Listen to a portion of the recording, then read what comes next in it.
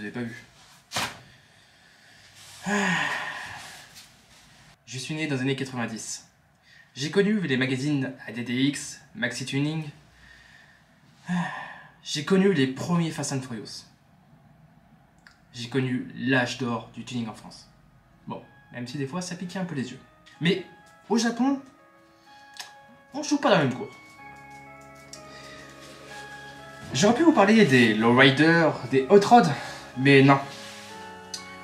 Aujourd'hui, on va aller à la découverte, pas d'une culture, mais d'une contre-culture. Aujourd'hui, on va parler Bozozoko. Mesdames et messieurs, préparez vos boules de caisse et rendez-vous de l'autre côté du Pacifique. Direction le pays du soleil levant.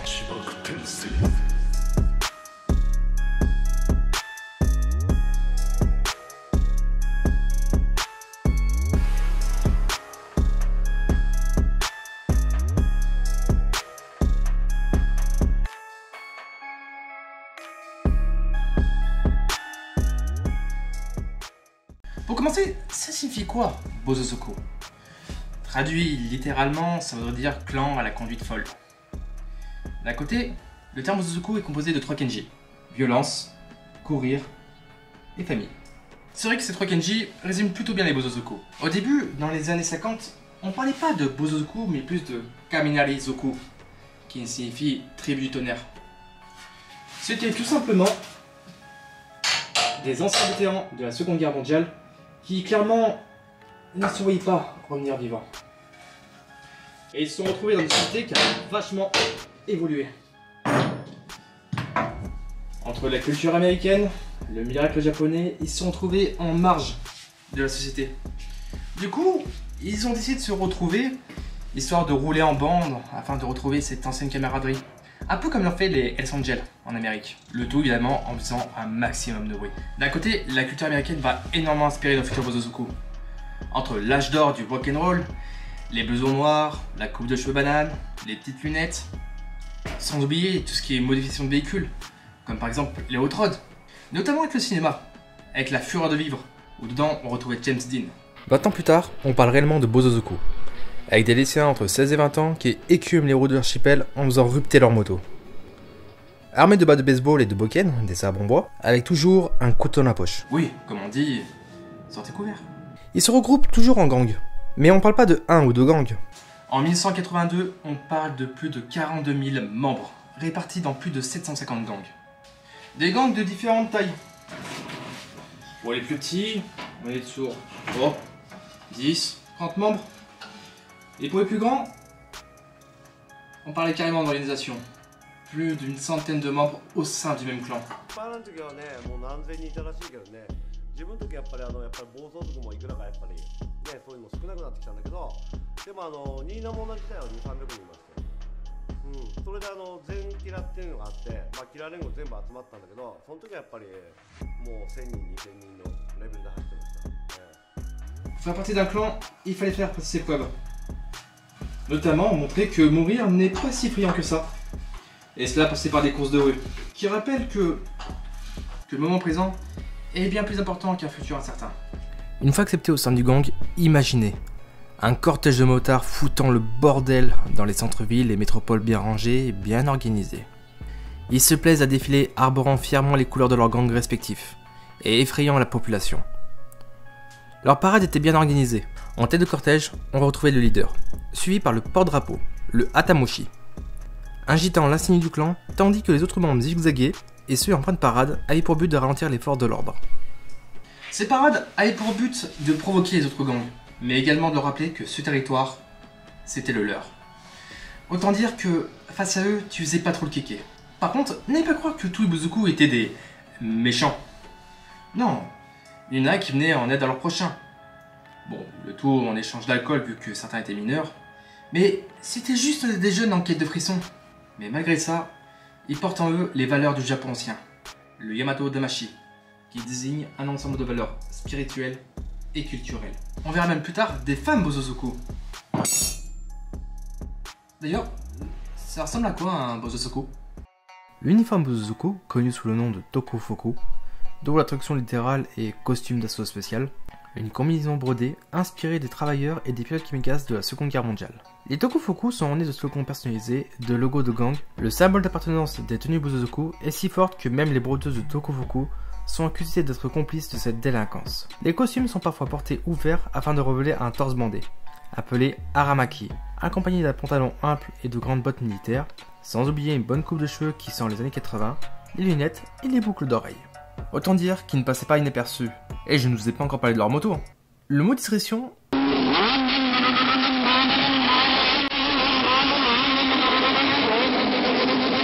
ne doit pas faire partie de leur vocabulaire. Il y a tellement de choses à dire. Généralement, ils avaient comme base des 400 cm3, Honda CB400, Suzuki GSX 400, Kawasaki Zephyr. Les échappements étaient entièrement modifiés, arbre les chicanes, des silencieux, pour faire un maximum de bruit. Et encore, s'il n'y avait que les chicanes qui étaient modifiées, certains avaient carrément des lignes inox faites sur mesure, et certains rajoutaient même des klaxons, mais genre de camion. Pour ce qui est de la partie carénage, à l'avant on retrouve cette énorme bulle avec des guidons sur mesure. Je suis pas motard, mais je demande si on est vraiment à l'aise sur ce genre de bécane. En tout cas, à l'arrière, le passager, lui, devait être à l'aise, vu la hauteur du CC bar, qui est excessivement grand, qui permet aux passagers de latter la gueule des rivaux. Mais en termes d'équilibre, pour le pilote, c'est pas ouf.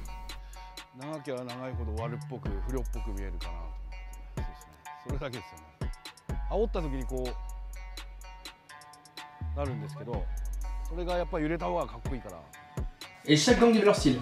À la fin, il y avait pour plus cher de la modification plus de prix de la moto de base. Et vous allez me dire, et les Yakuza dans tout ça?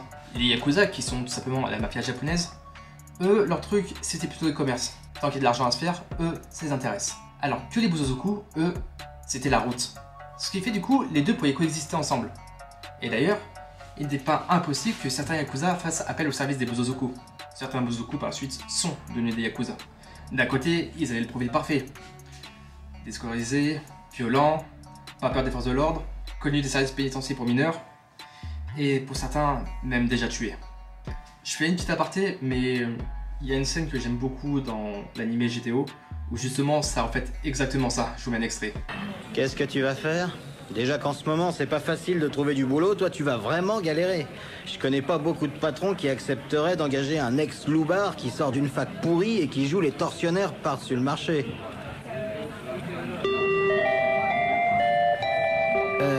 Bah si, tiens, regarde, les deux mecs en costard noir qui sont assis à la table d'à côté, on dirait des Yakuza et ton profil a l'air de les intéresser. Ne me tente pas, faut pas que je les regarde, sinon je suis foutu d'accepter leur offre. Bonsoir. Et d'ailleurs, je vous invite aussi à l'occasion à regarder le reportage de Minds, où justement qui interviewe un ancien Bosozoku qui était devenu Yakuza, et qui raconte aussi comment son ancien chef de gang est mort, et ouais, les mecs, c'était pas détendre. 特服取られちゃうでしょ。んで先輩なんかやっぱさ、足にロープ巻かれて、で車にガーってもう何百メートルも引きずられちゃってさ、それで死んじゃって先輩もいるし、そういうのがあるからやっぱり怖いですよね。すごい本当に怖い。Bon, maintenant, parlons de ce qui m'intéresse le plus. Ce phénomène va tellement prendre ampleur qu'ils ne vont pas se limiter qu'aux motos. Non, les voitures aussi ont droit à leur lot de customisation.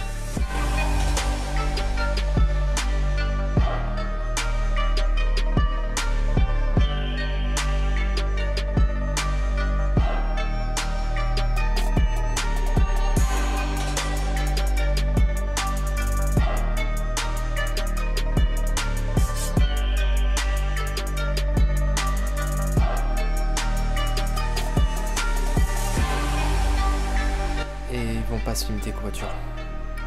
Les camions aussi.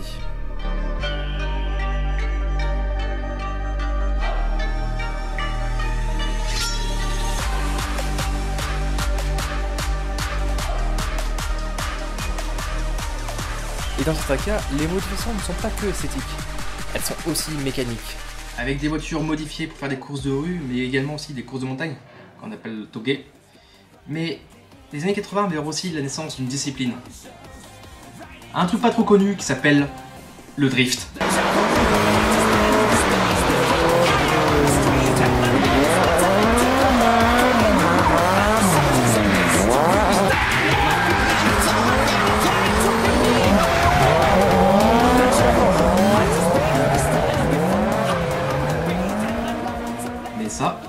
apparaître dans une prochaine vidéo. La culture Bouzoukou a duré près de 50 ans. Mais chaque chose a une fin. La culture des Bouzoukou a commencé à décliner vers les années 90, avec comme premier élément déclencheur la crise économique. Désignée comme étant la décennie perdue, le travail se précarise, les revenus ne sont plus assurés, et cette génération n'a tout simplement plus les moyens. Suivi en 2004 par une loi visant à encadrer le trafic au Japon, permettant à la police d'arrêter ces motards qui étaient jusque-là tolérés et simplement réprimandés. Cela va mettre un sérieux coup aux Bouzoukou. Fin 2018, l'Agence nationale de la police référence 6000 membres sur le territoire. Elle rapporte aussi 28 000 plaintes de ses citoyens face à ces motards imprudents. Ce qui montre que l'hostilité envers les Bouzoukou est toujours très forte, et que les efforts combinés de la police et des citoyens face à ces Bouzoukou pour en mettre un terme commencent à porter leurs fruits. L'âge d'or des Bouzoukou touche à sa fin. Même s'il en reste encore une petite minorité, mais pour donner un exemple, certains gangs qui étaient connus pour leur supériorité en termes de membres se retrouvent finalement réduits à une dizaine de membres. La raison est très simple. Soit ils étaient en prison, ou soit ils avaient juste arrêté d'être un Bouzoukou. Et petit à petit, les Bouzoukou viennent à disparaître. Malgré tout, cela a mené à la création des Kyushakai. Ils ont composé d'études reprenant la culture, les codes et accoutrements des Bouzoukou. Cependant, ils s'éloignent de l'idéologie de base en n'agissant que dans le cadre légal. Mais même si les Bouzoukou viennent à disparaître, une nouvelle délinquance apparaît. Les Kanjozoku. Si autant les Bouzoukou, eux, ils aimaient faire du bruit, faire de la course et se mettre sur la gueule, eux, ils ont beaucoup plus de respect, mais la seule chose qu'ils respectent pas, c'est le code de la route. Mais ça, c'est pareil. Je vous en parlerai dans une prochaine vidéo. Même si on les voit de moins en moins sur les routes, ils restent malgré tout dans la culture populaire, comme les mangas et les animés. Et aussi un petit peu la mode. 50 ans. 50 ans de pur bordel. De jeunes rebelles en quête de frissons à l'affût de la moindre bagarre. Cela donnera naissance à des véhicules tunés à mort, à des courses de rue, de montagne, et la naissance du drift. Même si l'ère des Bouzoukou est terminée, ils ont eu un énorme impact sur la culture auto et moto, mais également sur le tuning des années 90-2000. Et juste pour ça, ça valait le coup de le vivre. Bon, mesdames et messieurs, cette vidéo d'origine est terminée. Je vous remercie de l'avoir regardé jusqu'au bout. Si la vidéo t'a plu, je t'invite à laisser un petit commentaire, à la partager et le petit pouce qui fait plaisir. Et surtout à vous abonner, c'est entièrement gratuit, ça t'implique en rien, je vais pas te demander ta carte d'identité ni quoi que ce soit. C'est gratuit et c'est peut-être la seule solution pour le coup de me soutenir. Si tu peux aussi t'abonner sur mes réseaux, comme par exemple Instagram. Ça me fera toujours très plaisir. Et sur ce, je vous dis à très bientôt pour une prochaine vidéo. Et n'oubliez pas, peu importe la vitesse, le plus important, c'est le plaisir derrière le volant. Bon, j'en étais où moi? C'est par je suis de mon test de mi-train moi. A bientôt pour une prochaine vidéo.